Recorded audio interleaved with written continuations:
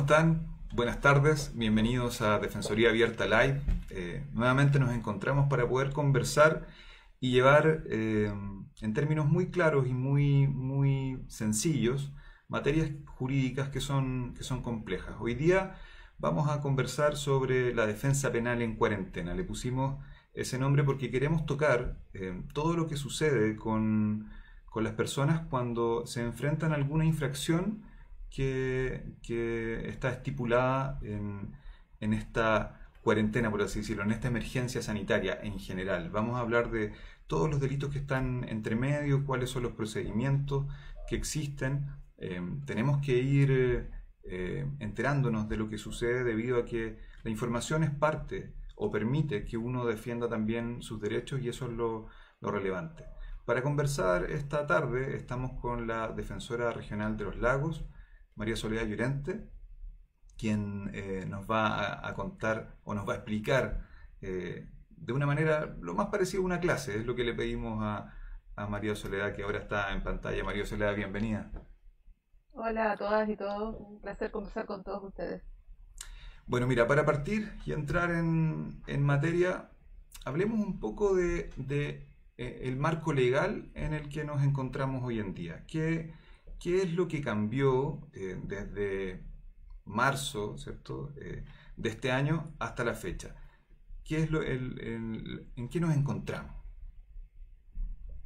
Bueno, sin duda que todos nos encontramos en pandemia, y eso puede ser una obviedad, pero no lo es tanto porque a partir de esa pandemia el Estado chileno decretó el 18 de marzo un estado de excepción. Los estados de excepción permiten a las autoridades restringir ciertas libertades y organizar de alguna forma la convivencia social en orden a prever o resguardar el orden público o fines particulares, que en este caso tiene que ver con la salud pública, precisamente porque estamos en pandemia. En ese contexto, a partir de ese día, todas las personas que estamos en Chile, desde Arica a Puerto Williams, de norte a sur, de este a oeste, a lo menos hemos estado sujetos al toque de queda de las 10 de la noche hasta las 5 de la mañana. Eh, Indistintamente de en qué lugar uno esté, todos estamos sujetos a esa restricción. También, con ocasión de la pandemia, hay ciertos sectores, ciudades o regiones que han estado sujetos a las cuarentenas obligatorias que probablemente la gran mayoría de nosotros ya hemos vivido y que estamos viviendo y que han sido una situación compleja de vivir para todos, laboral y familiarmente. Bien, ello ha implicado que con el correr del tiempo se fueron dictando normas y restricciones, y que se empezó a generar un movimiento que terminó señalándose como los delitos contra la salud pública. Y ahí todos ya hemos escuchado muchas veces en la televisión los detenidos por no cumplir las normas, por estar en el toque de queda circulando, por no aportar el permiso temporal, y todas esas infracciones van generando procedimientos que pueden o no llegar al tribunal. Y ahí es donde empezamos a poder trabajar nosotros desde la perspectiva de los derechos que nosotros queremos representar ante los tribunales de todas y todas sin distinción alguna. Claro. Bueno, entonces para entrar en materia, si yo te consultara, ¿cuál es la fuente de estas infracciones? O sea, básicamente, ¿qué dice este delito del 318? La gente lo escucha mucho, la verdad. Porque siempre cuando hablan en las noticias dicen, bueno, estas personas fueron detenidas por el 318, dan cifras en vivo de cuántas personas fueron detenidas después de los controles que realiza la policía. Veamos primero en qué consiste este 318 y después vamos hablando un poco del procedimiento y de las penas que podría traer asociadas. Mira, se dictó en junio la ley 21.540. Nosotros conteníamos un delito llamado o conocido en el artículo 318, pero que fue reformulado con ocasión de esta pandemia a partir de la necesidad que el Estado, el gobierno y el Poder Legislativo estimó. Voy a ser un poquito literal para leer, me ¿Sí? permiten un segundo para no complicarlo, pero por ejemplo el artículo 18 habla que se sanciona al que pusiera en peligro la salud pública por infracción de las reglas higiénicas o de salubridad debidamente publicadas por la autoridad en tiempo de catástrofe, epidemia o contagio. Esa es una figura. Mm. Luego tenemos el 318 bis, que dice que el que en tiempo de pandemia, epidemia o contagio genere a sabiendas, muy importante eso, a sabiendas, riesgo de propagación de agentes patológicos con infracción de una orden de la autoridad sanitaria, será sancionado con la pena, y hay pena de privación de libertad y multa en los señalado lo mismo en el 318. Y este tiene que ver con el que, o sea, la persona que a sabiendas y teniendo autoridad para poder disponer el trabajo de un subordinado, le ordene concurrir al lugar de desempeño de su trabajo cuando éste sea distinto del domicilio de su residencia y que el trabajador se encuentre en cuarentena o en aislamiento sanitario obligatorio decretado por la autoridad sanitaria, será sancionado por tales y cuales sanciones.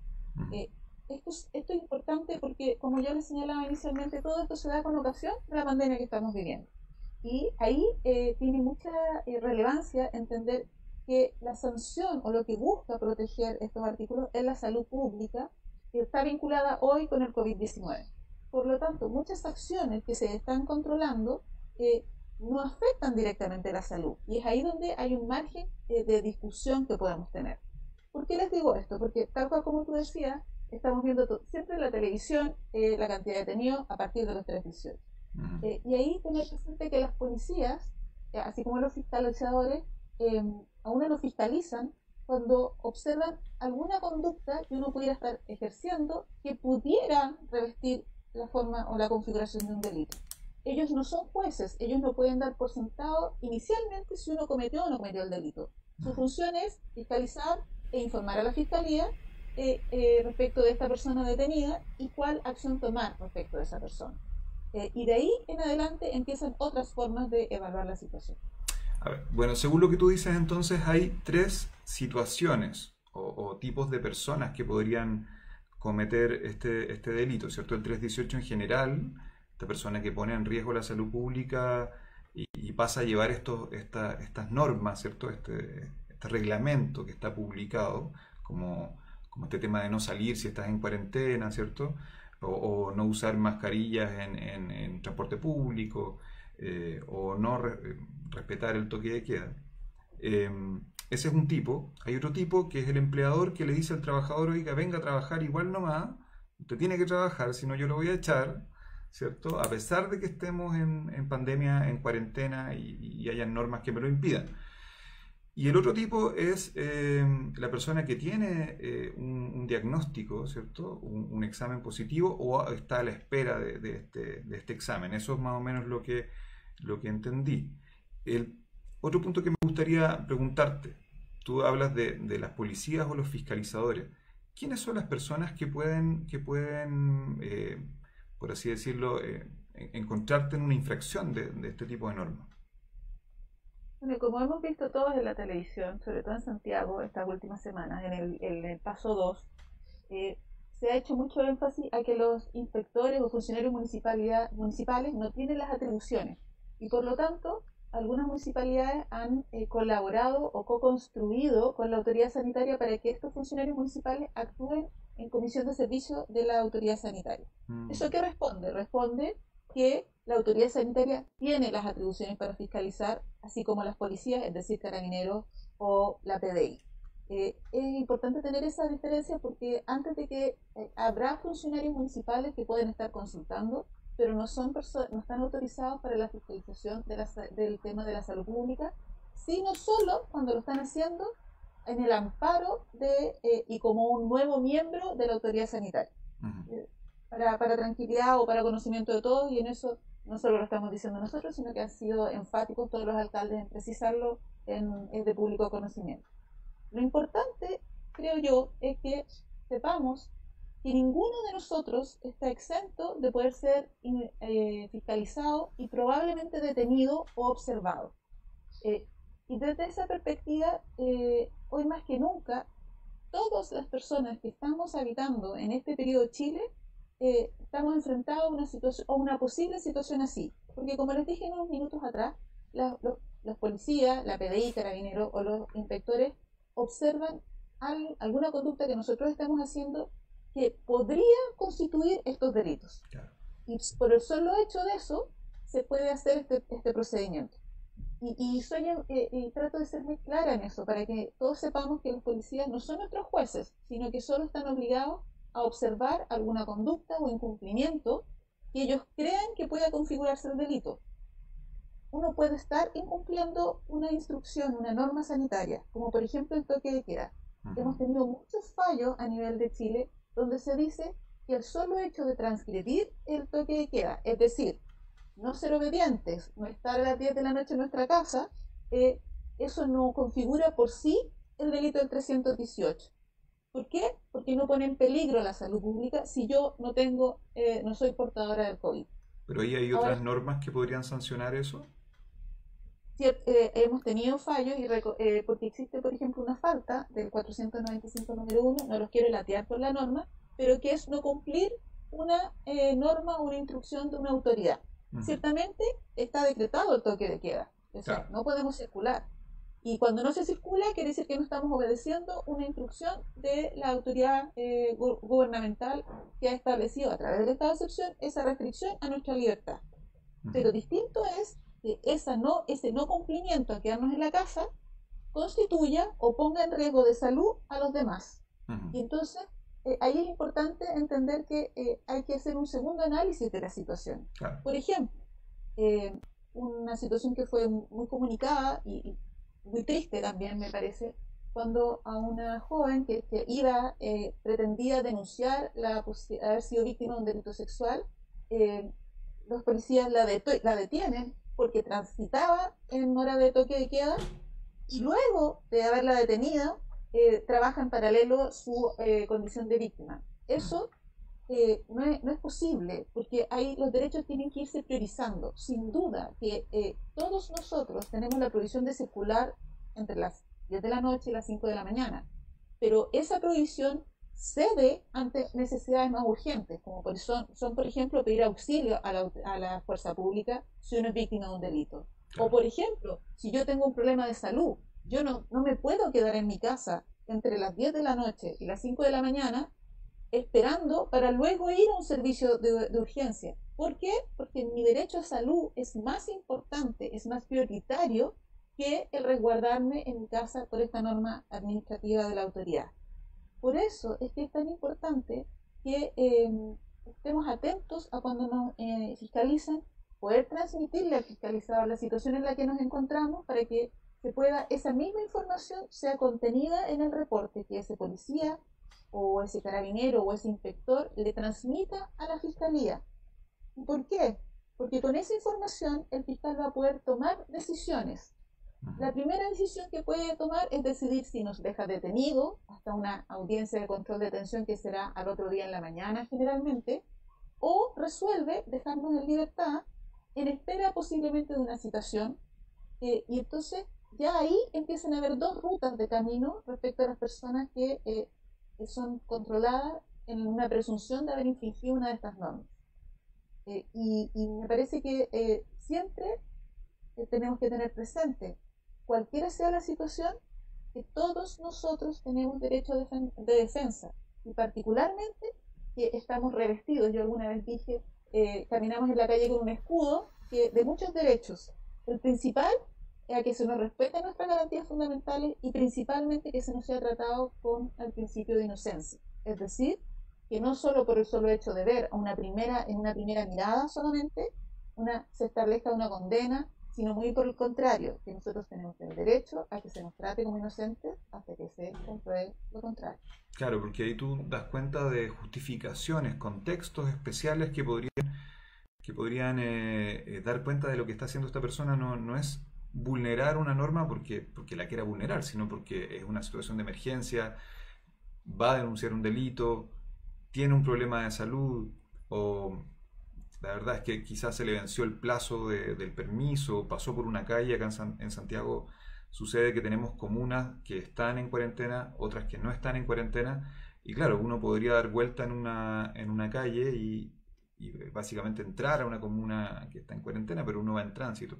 Todas estas situaciones, como bien dices tú, son contextos, y esos contextos pueden ser representados por un defensor.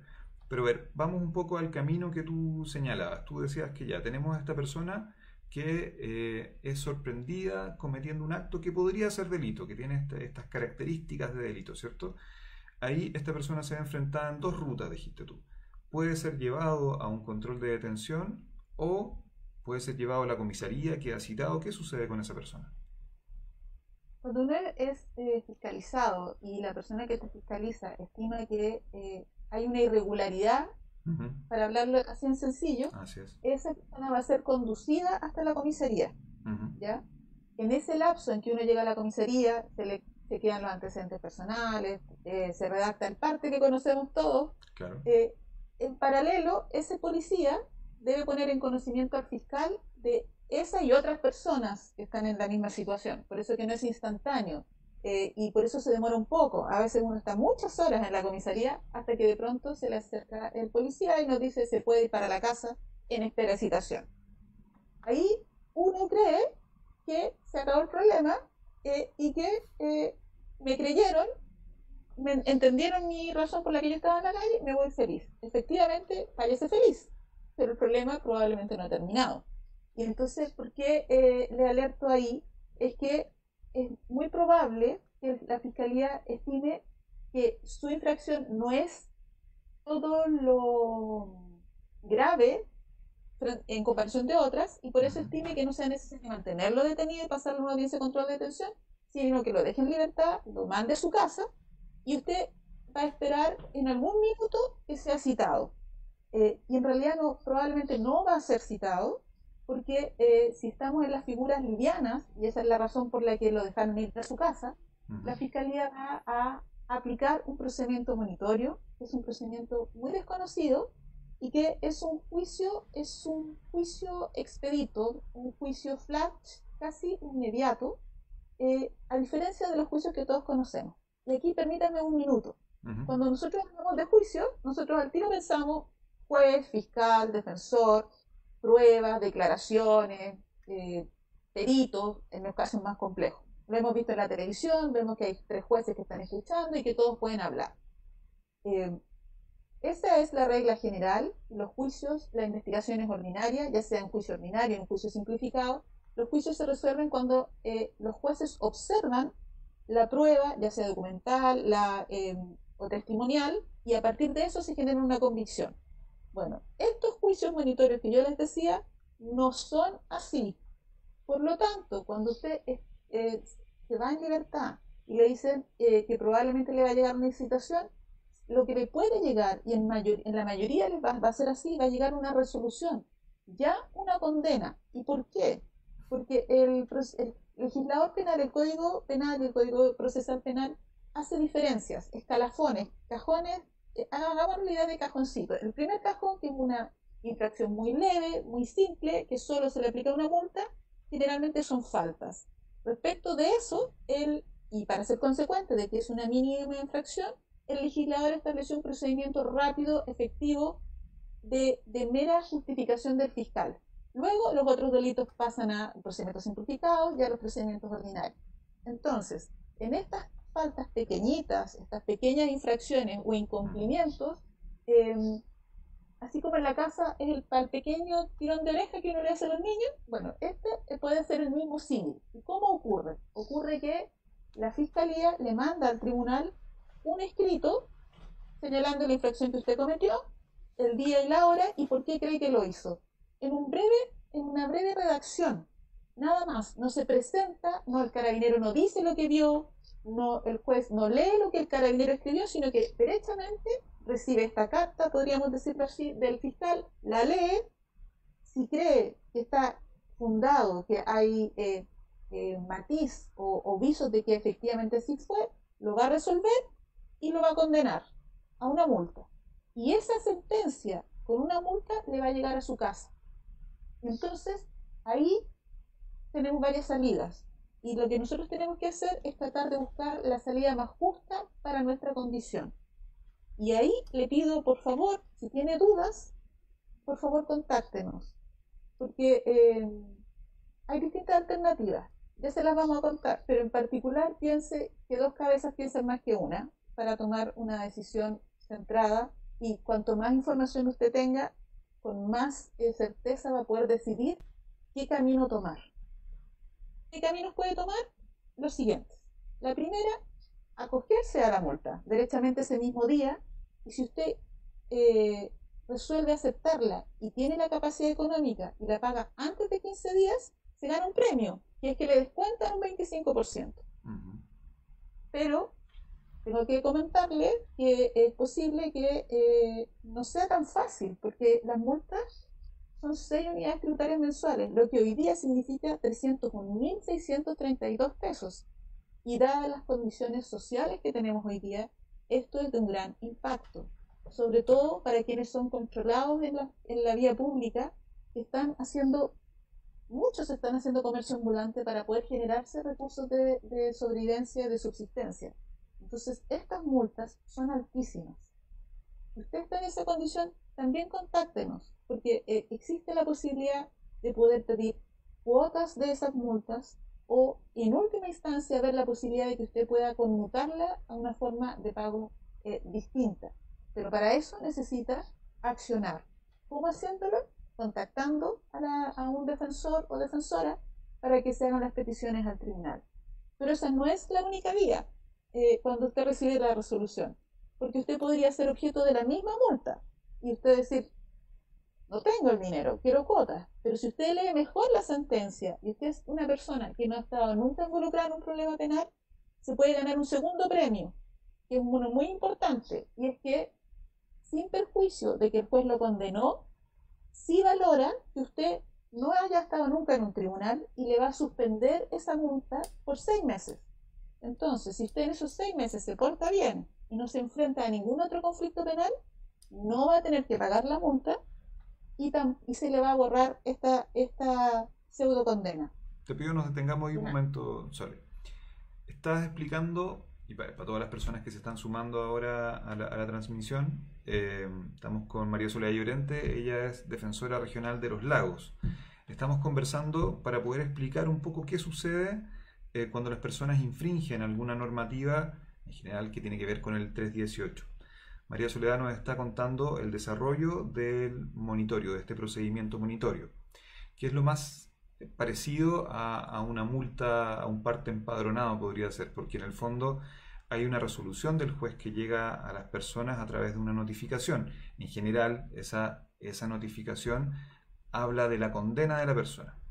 Y ahí tú hablabas de que se puede aceptar y pagar antes, pero el monto que diste es bastante elevado, ¿cierto? Eran 301.000 pesos, se me fue la fracción, pero 301.000 pesos hoy en día. Entonces, claro, puedes optar una rebaja de 25%, pero no todos tenemos ese dinero.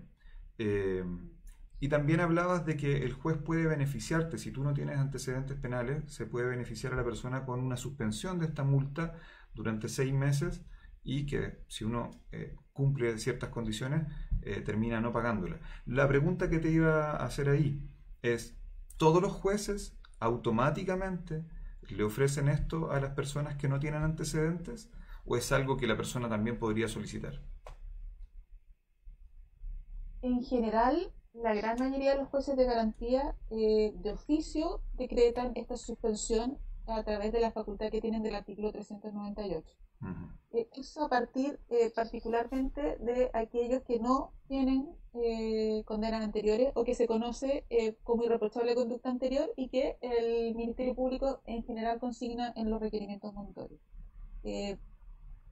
La petición de la suspensión de 398 o de esta condena solo podría darse en la condición de encontrarnos en un control de detención, pero que es la otra vía que todavía no hablamos, porque estamos en el monitorio respecto al cual fuimos controlados, fuimos conducidos a la comisaría, se nos chequearon la información, se levantó el parte y nos dejaron libres.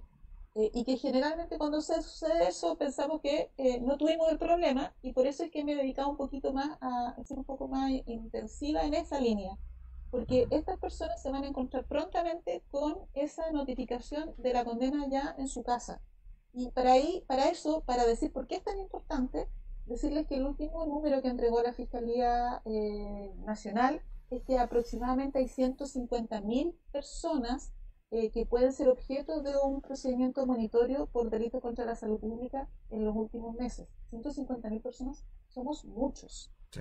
Y entonces es importante que podamos empezar a transmitirnos las formas en que podemos recibir o culminar el cierre judicial de esas causas que uno creyó que no pasó nada porque lo dejaron ir para la casa. Ahora, si me permites terminar un poco la idea, porque estábamos hablando de que resuelvo pagar la multa, lo acepto. Claro. Resuelvo aceptar la multa o aceptar esa condena porque viene con el premio de que me la deja congelada por 6 meses y que yo sé que no voy a portar bien y que en 6 meses esto se va a haber olvidado y que no la tengo que pagar. Pero tengo también 15 días para pensar si quiero hacer eso. ¿Para qué? Para aceptar la resolución, la condena, o rechazarla. Y aquí es súper importante entender que aceptar esa condena significa aceptar la multa, o bien, si fui favorecido por la suspensión, implica eso. Puedo igual acercarme a la Defensoría para que me puedan ayudar para pedir cuotas para pagar la multa.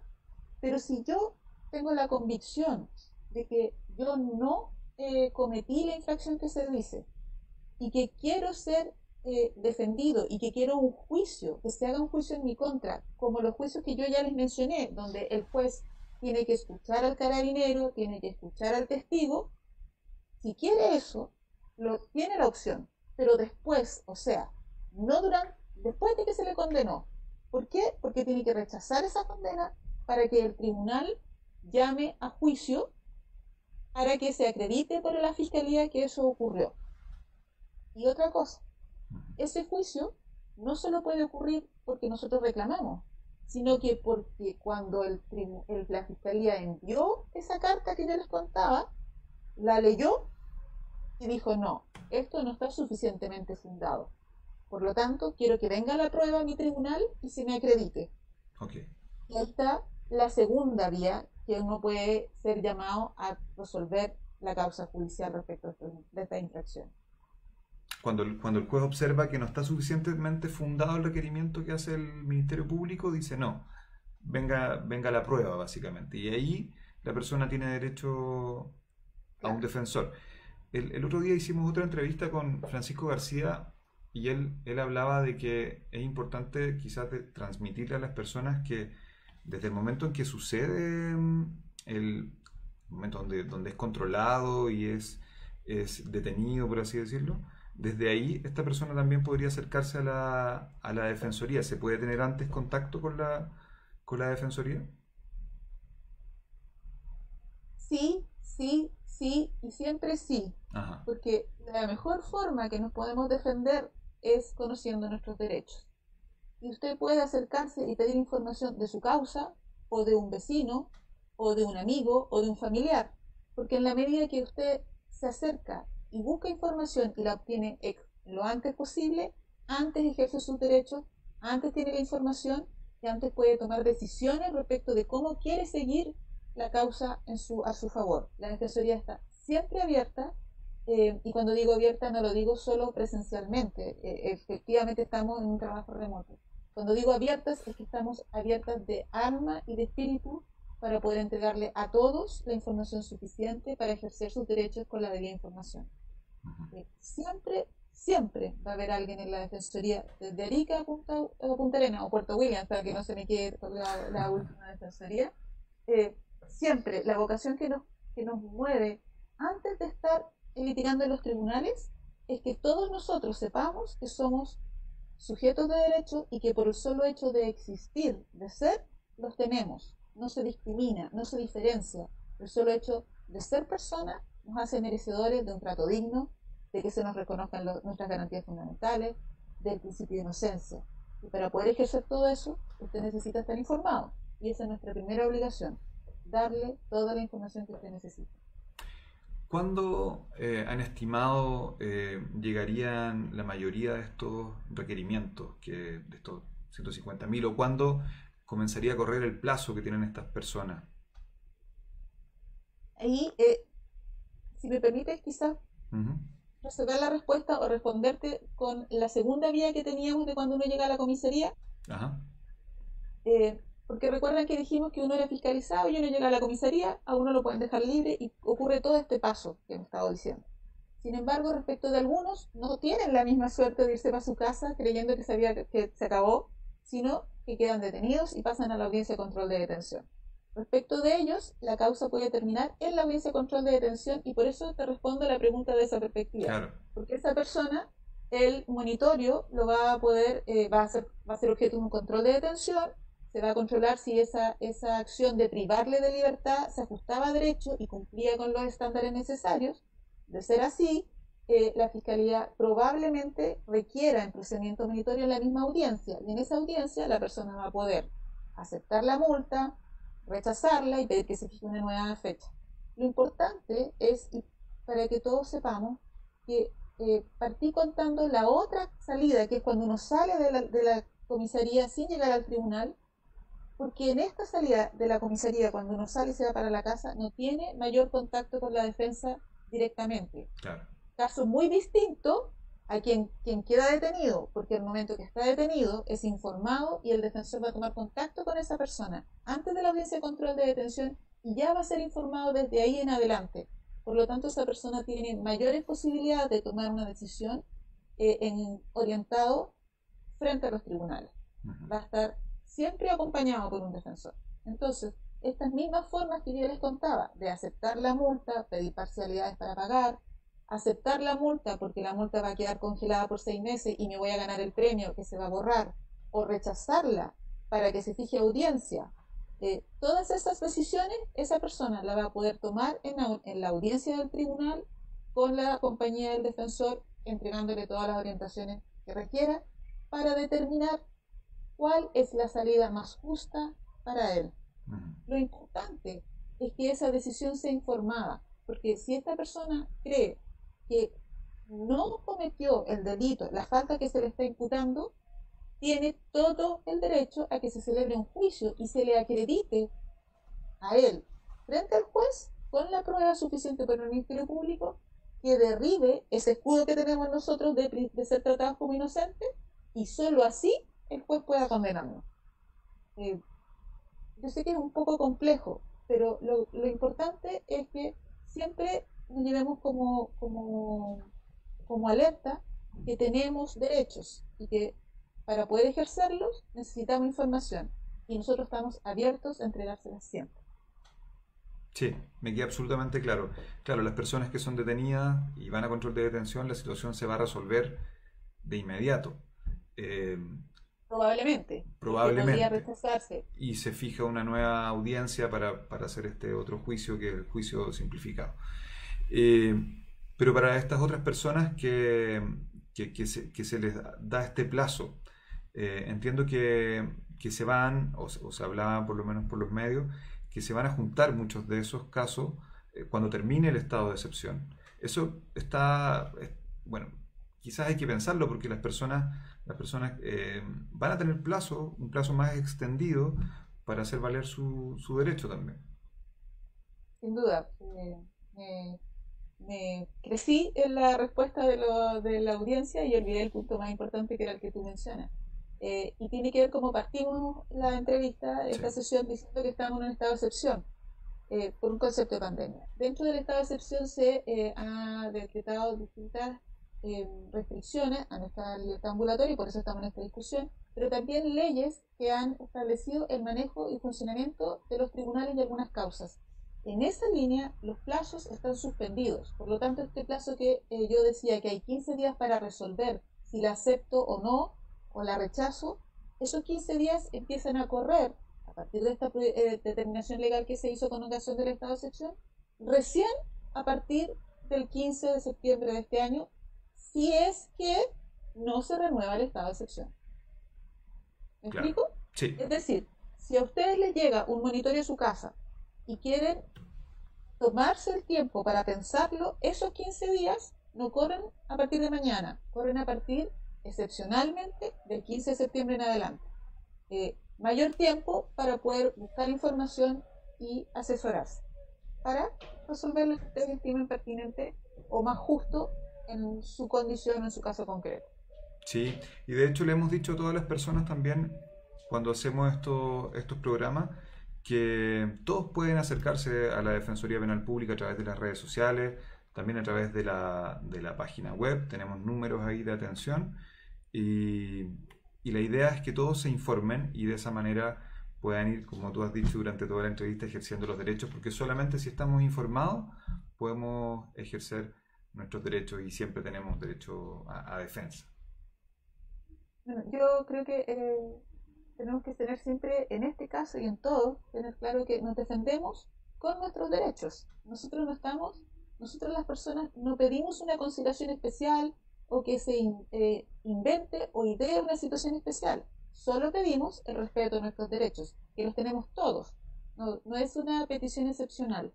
Eh, y hay miles de situaciones que yo llamo a que reflexionemos en este caso. Por ejemplo, respecto a las personas en situación de calle. Mm. Me parece que, y como decía hace un rato atrás, esta pandemia genera situaciones sociales. El pago de 301.632 pesos Ahí ya se al me día de quedó, hoy 632 pesos. eh, es una suma muy alta, dadas las situaciones complejas que estamos viviendo. Imagínense si una persona en situación de calle, que es controlada a las 11 de la noche sentada en un banco de una plaza, por infringir el toque de queda. Nosotros creemos que el toque de queda, la infracción pura y simple de un toque de queda, no configura este delito, pero probablemente ese no va a ser el criterio de algún policía ni tampoco de alguna fiscalía, y por lo tanto esa persona, complejo va a ser notificarlo porque no tiene domicilio, pero si fuera notificado su resolución tendría que ser frente a una multa de ese monto. Ese es un ejemplo que nos tiene que llamar a reflexionar. O cosas que nos han pasado a muchos de nosotros, que hemos estado en cuarentena obligatoria, que hemos pedido el permiso temporal para ir al supermercado, y el solo hecho de poder querer entrar al supermercado, hay una larga fila que se demora muchísimo, después para la salida se demora otro tanto, y yo me pregunto, un caso por ejemplo, yo subo a la micro en Santiago, y esta micro es fiscalizada. Recuerdan que hubo grandes notas en los noticiarios de que el noticiario, bien digo, que se fiscalizaba a todos los que iban en la micro para ver si iban con el permiso temporal. Si con esa entrevista o chequeo de todos los que iban en la micro se demoran una media hora y entre medio hay alguna persona que pretenden detener, se va a demorar unos 10 o 15 minutos más. Por lo tanto, en ese solo chequeo, esa persona se va a haber gastado 45 o 50 minutos de las 3 horas que tenía permiso. Si yo fuera esa persona, ya estaría nerviosa, porque cuando llegue a mi domicilio, al paradero, no voy a haber llegado al domicilio y voy a tener que caminar. Si yo caminando llego, por ejemplo, a mi casa con mis bolsas del supermercado, pero ya voy a ir probablemente con el tiempo vencido. Ese fiscalizador me va a creer que si yo le digo, sabe que yo me retrasé porque colegas suyos nos fiscalizaron en la micro tanto, detuvieron a una persona y estuvimos 50 minutos en el procedimiento y yo estos 50 minutos estoy atrasada, pero es porque yo tenía calculado que iba a llegar a mi casa. Claro. Son situaciones que nos pueden y nos han pasado a muchos. Anoche yo veía, por ejemplo, también en media prensa, donde una persona de la tercera edad estaba parada en el último escalón antes de su departamento en Santiago, de la entrada de su edificio, para no estar parada en la vereda, porque decía que no tenía balcón y quería estar afuera. A mí me parece que hoy día la invitación para todos nosotros, intervinientes o funcionarios del sistema de justicia, simples ciudadanos, ¿no? La invitación es a tener humanidad, a empatizar con estas situaciones y entender que no toda conducta genera una infracción a la salud pública, un atentado a la salud pública. ¿Qué atentado a la salud pública podría haber tenido esta señora si hubiese estado parada en la vereda y no en el primer peldaño?